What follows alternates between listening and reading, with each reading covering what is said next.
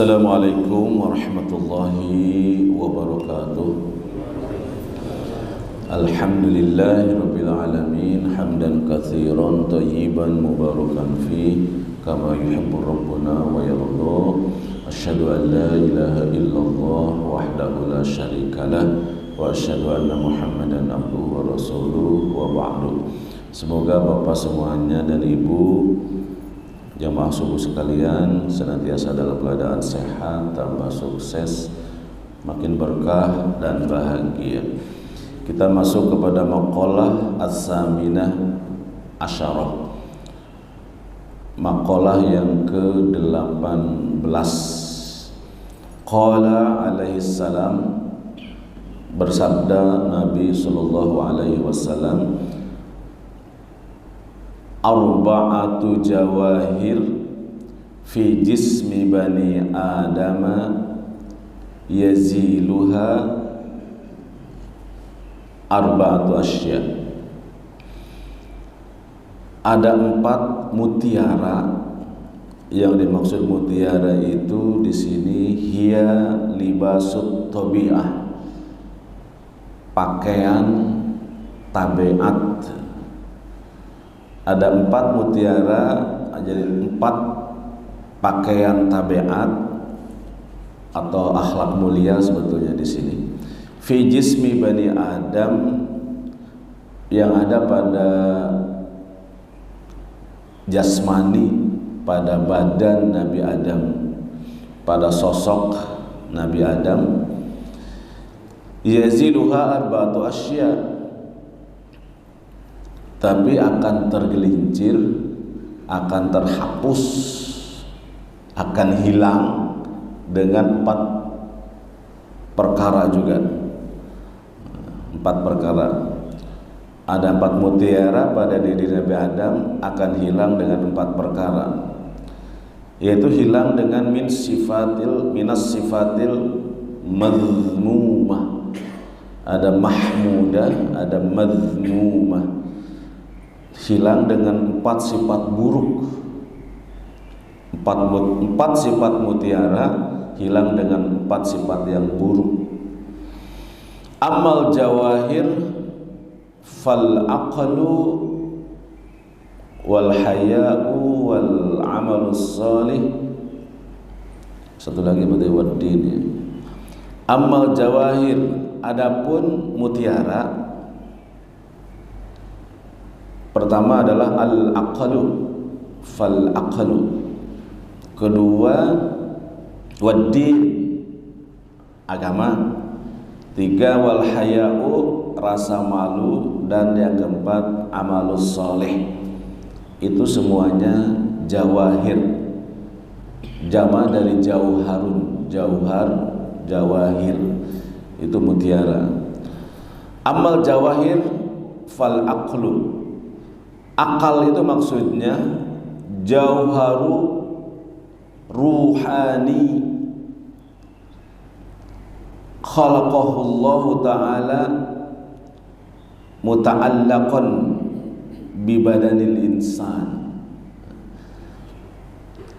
yaitu akal itu adalah mutiaranya ruhani yang Allah ciptakan berkaitan dengan manusia, yang Allah ciptakan berhubungan erat dengan manusia. Itu namanya akal, jauhari akal. Yang kedua din, wa huwa ma yad'u ashabul uquli ila qabuli ma huwa minar rusuli sallallahu alaihi wasallam.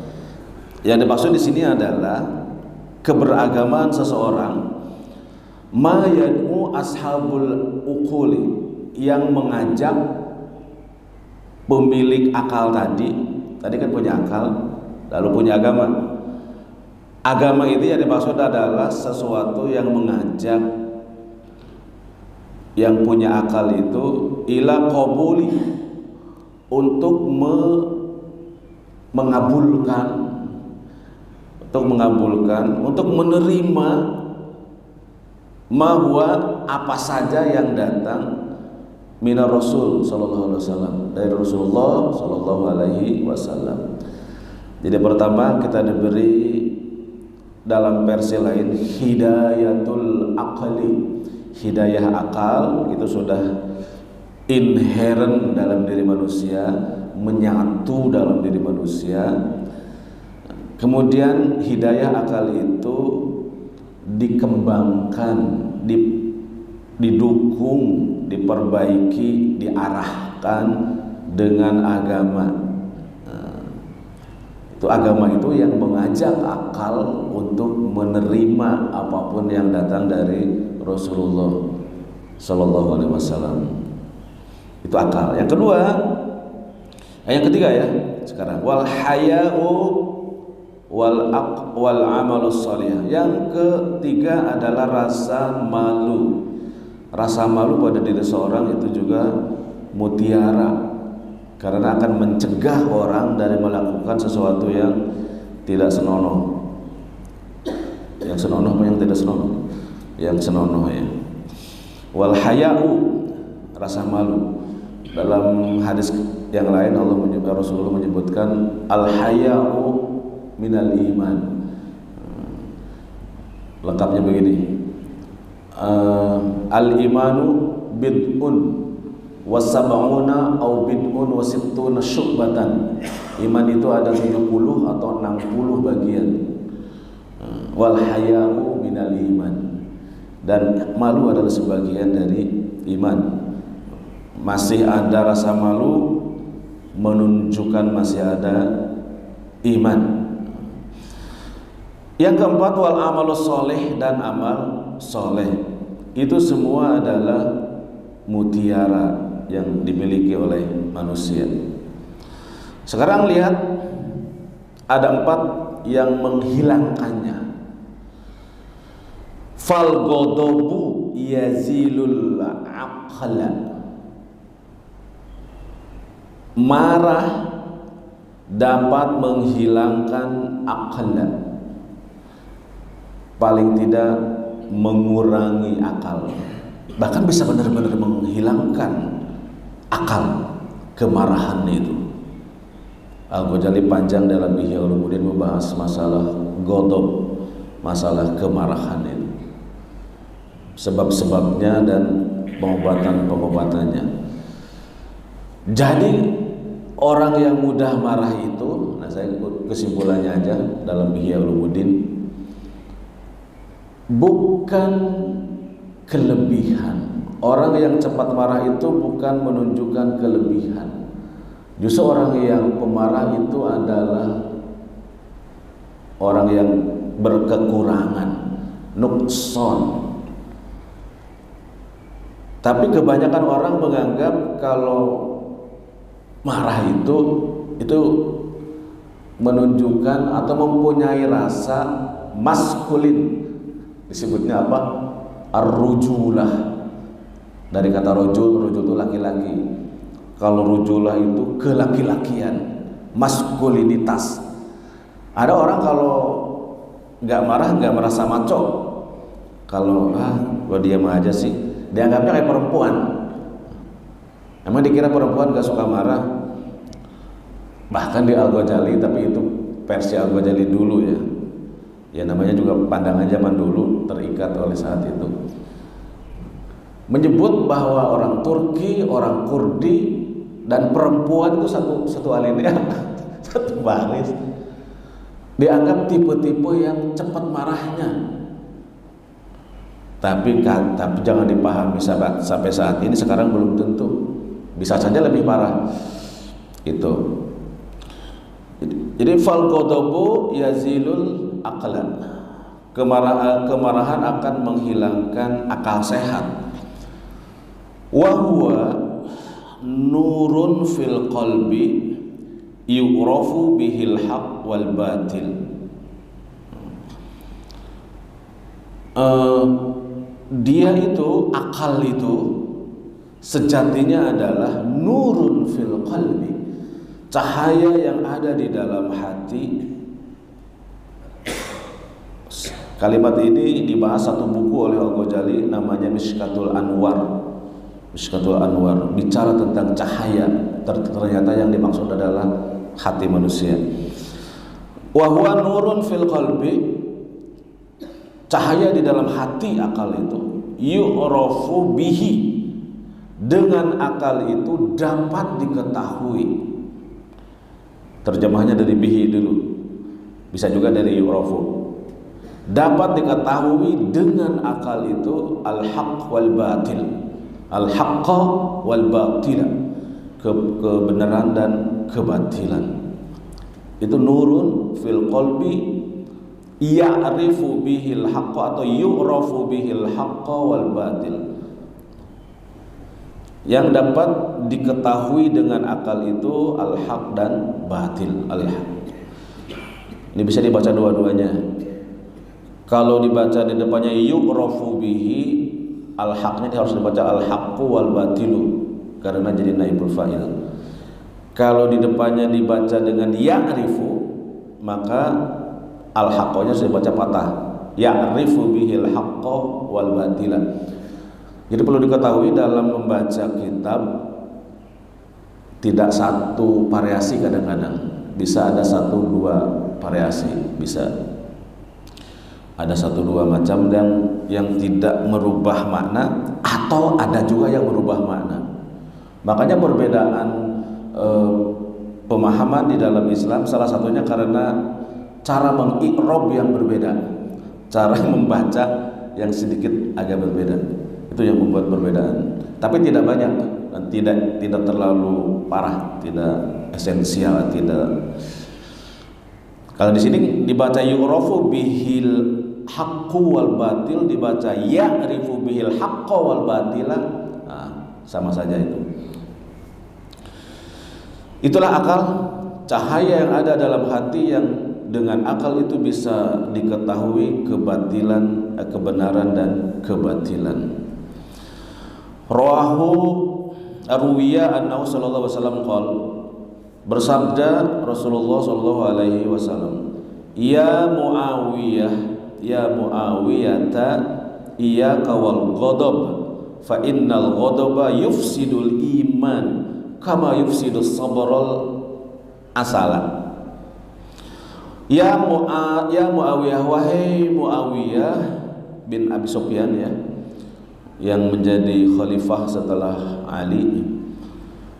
Ya Muawiyah, wahai Muawiyah, iyyaka wal ghadaba, hati-hatilah kamu dengan sifat marah. Fa innal ghadaba, karena sesungguhnya marah itu yufsidul imana, yufsidul imanu, dapat mematikan keimanan atau dapat merusak keimanan. Afsada yufsidu, ya, merusak, dapat merusak keimanan. Kama yufsidus sabra al asala. Di sini sabra itu bukan sabar. Persis kata-katanya itu as-sabr, sabaro. Tapi ada dua makna itu. Justru kata-kata sabar juga diambil dari kata tanaman yang amat pahit.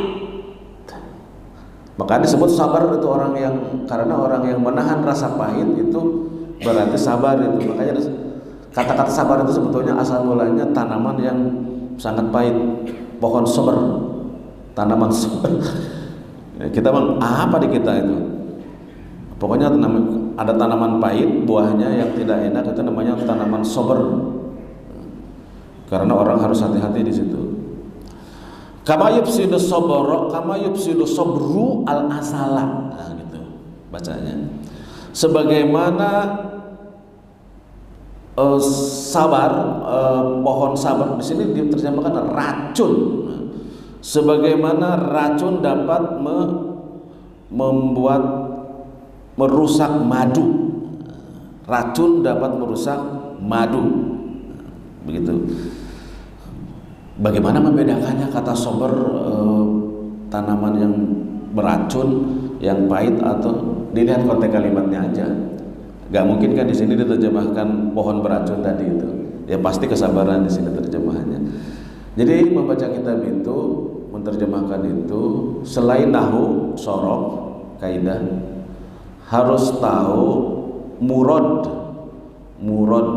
satu lagi pembenaran kata harus banyak, vocabulary itu pasti.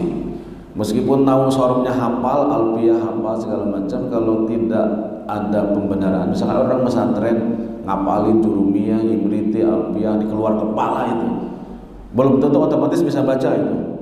Karena itu hanya kaidah-kaidah. Kalau tidak banyak membaca kitab, mendengar, menambah pembendaharaan, itu nggak bisa juga. Itu banyak yang pesantren lama nggak bisa juga, ngapalin tata bahasanya aja, pembendaharaannya nggak ditambah. Semua bahasa begitu, termasuk bahasa Inggris. Jadi meskipun tidak tahu grammar, tidak terlalu banyak, tapi pendaraan banyak, bakal cas-cus aja. Kelamaan. Sedikit lagi. Wahai Muawiyah, hati-hati dengan sifat marah, karena kemarahan dapat merusak iman, sebagaimana racun bisa merusak madu. Rawahul Baihaqi. Wal hasudu, hasud adalah ya, tamna zawala nikmatil ghairi, mendambakan, menginginkan, mendambakan hilangnya nikmat dari orang lain. Dan rasa hasud itu sudah dekat dengan sakit jiwa itu. Orang mendapat nikmat, mestinya kita ikut senang. Tapi orang sakit, orang dapat nikmat, kita yang sakit. Al-hasudu la yasudu, itu hafalan-hafalan di TPA itu. Anak-anak hafal semua. Orang dengki selamanya tidak akan bahagia. Karena suasana hati dia ditentukan oleh orang dari luar, bukan dia sendiri yang menentukannya. Istilah gede perama itu, yang memegang remote orang hasud itu orang lain, bukan remote control, bukan dirinya sendiri. Kita ini televisi misalnya, remote-nya adalah pikiran kita. Kalau orang hasud itu remote-nya berada di tangan orang lain, bisa diatur sama orang lain. Orang lain gembira, dia senang. Orang lain senang, dia gembira. Orang lain susah, dia senang. Orang lain senang, dia susah. Jadi tergantung udara dari luar itu, orang hasud itu. Remote-nya dipegang orang lain, kata istilah Gede Prama itu. Gede Prama itu seorang biksu di Bali, dulunya pengusaha, kemudian meninggalkan semua perusahaan dan dia mendalami spiritualitas dan jadi motivator, tapi dengan pendekatan spiritual. Yang dia pergunakan selain agama Hindu adalah agama Islam juga, tapi dari sisi tasawufnya. Itu gede Prama. Wal hasudu huwa tamna'u zawala nikmatil ghair, mendambakan hilangnya nikmat dari orang lain. Jahat ya. Hasud itu yaziluddin, itu akan menghapuskan atau merusak agama, akan menggelincirkan, menghapuskan, merusak agama. Azala yuziluddin. Yang dimaksud adalah syariah. Diriwayatkan dari Nabi sallallahu alaihi wasallam, qol iyyakum wal hasada, hati-hatilah kamu dengan sifat hasud. Fa innal hasada yaqulul hasanati kama taqulun narul hatoba, karena sesungguhnya sifat hasud itu dapat memakan kebaikan sebagaimana api memakan kayu bakar. Rawahu Abu Daud.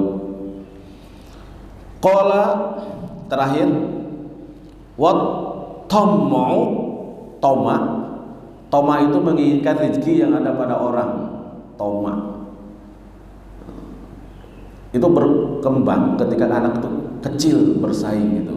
Kalau bapaknya membelikan ini kepada anak kakaknya, pasti ini ingin adanya, atau sebaliknya.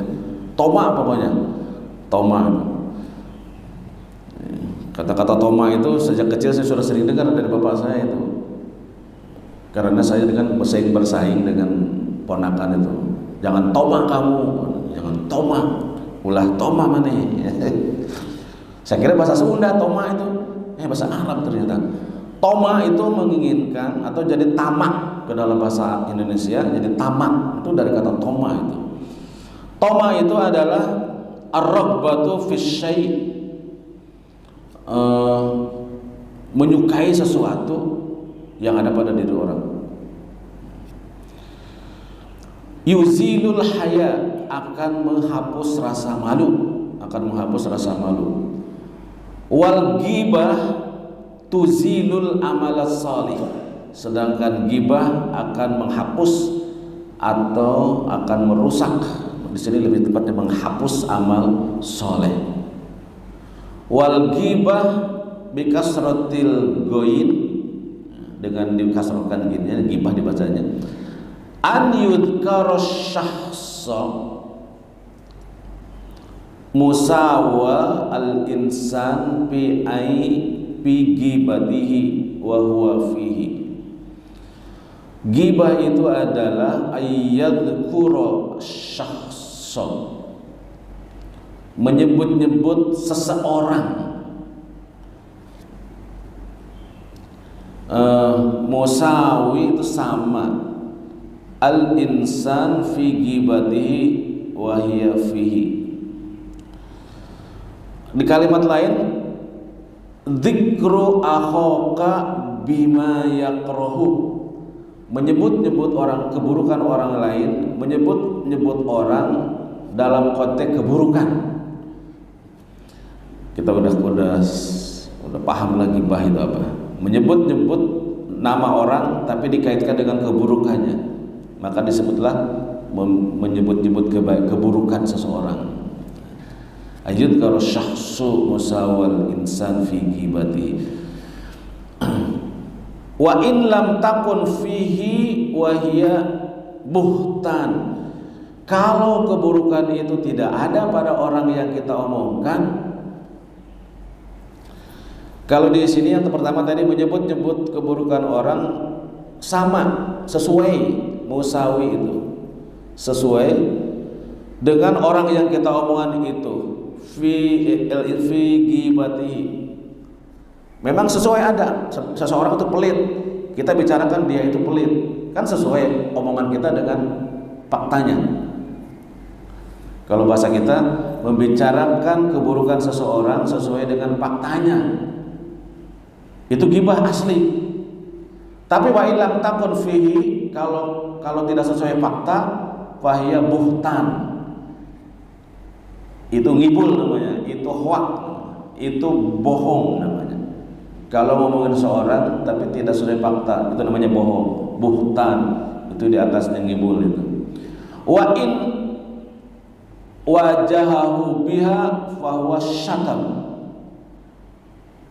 wa in wajahahu biha fahuwa syatam. Kalau dia apa itu namanya, ada syatamun.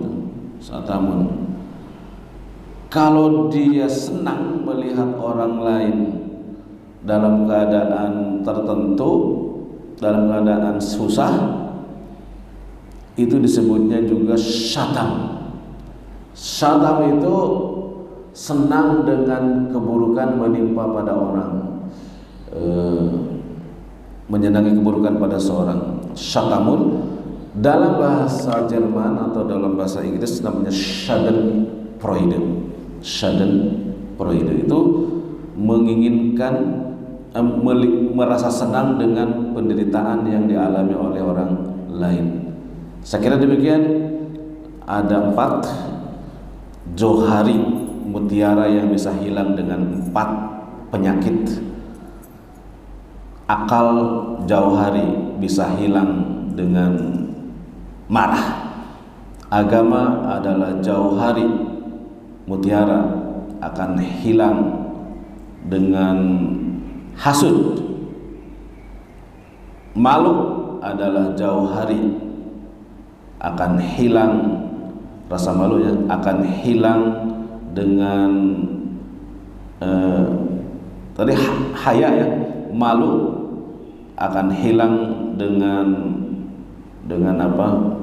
Dengan dengki, dengan tomak. Dan yang keempat, ghibah akan menghilangkan amal soleh. Amal soleh adalah jauhari, akan hilang dengan ghibah. Mudah-mudahan kita terlindung dari 4 sifat buruk yang bisa menghancurkan 4 sifat baik. Subhanakallahumma wa bihamdik, asyhadu an la ilaha illa anta, astaghfiruka wa atubu ilaik. Wassalamualaikum warahmatullahi wabarakatuh.